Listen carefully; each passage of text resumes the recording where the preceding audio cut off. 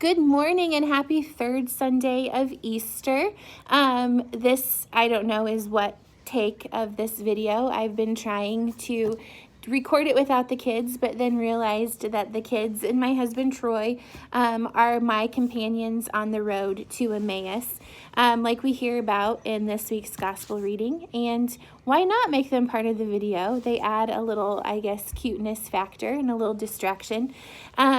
We're heading into week 7 of quarantine. It's hard to believe. We are now been in quarantine longer than what this season of Lent has been. That just dawned on me not that long ago. And so we are now an Easter people, like St. John Paul II calls us. We are an Easter people, and we're called to celebrate the resurrection. And part of the story of the resurrection is the road to Emmaus, and the people that Christ encounters on the road to Emmaus that we hear about in the gospel reading today for this Sunday.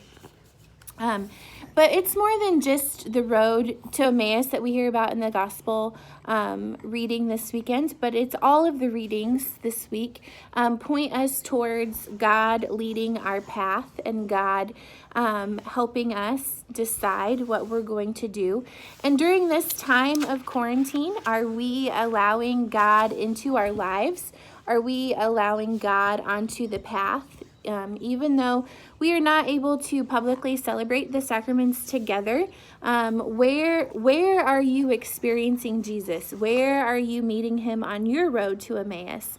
For our family, we have been praying the Rosary daily with Father Summerlin, and that has really been a great place for us to allow Christ into our road and our journey of this social distancing and this time together.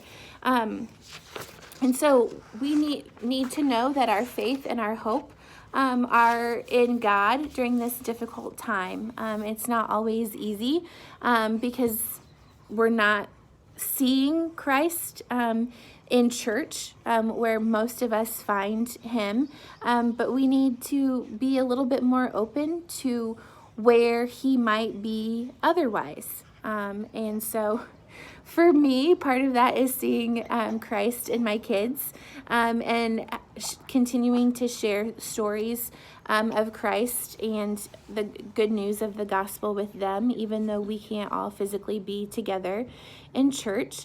And so we have done that as we continue to journey through this Easter season together.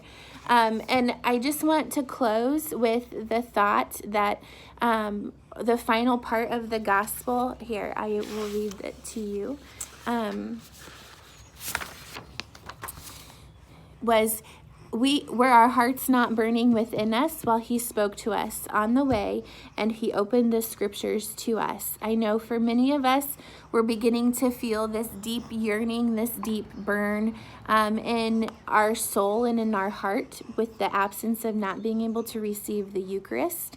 And that line really spoke to me as I was reflecting on these readings and preparing for this video. And there is definitely a great burning in my heart to be back in celebrating Mass with all of you and to see you all. It was very strange to end the year the way that we did, and know that you are missed and that you are loved, and we look forward to when we can all be back together again. Know of our prayers from the Sipes family for all of you, and we'll see you all soon. Bye. Bye.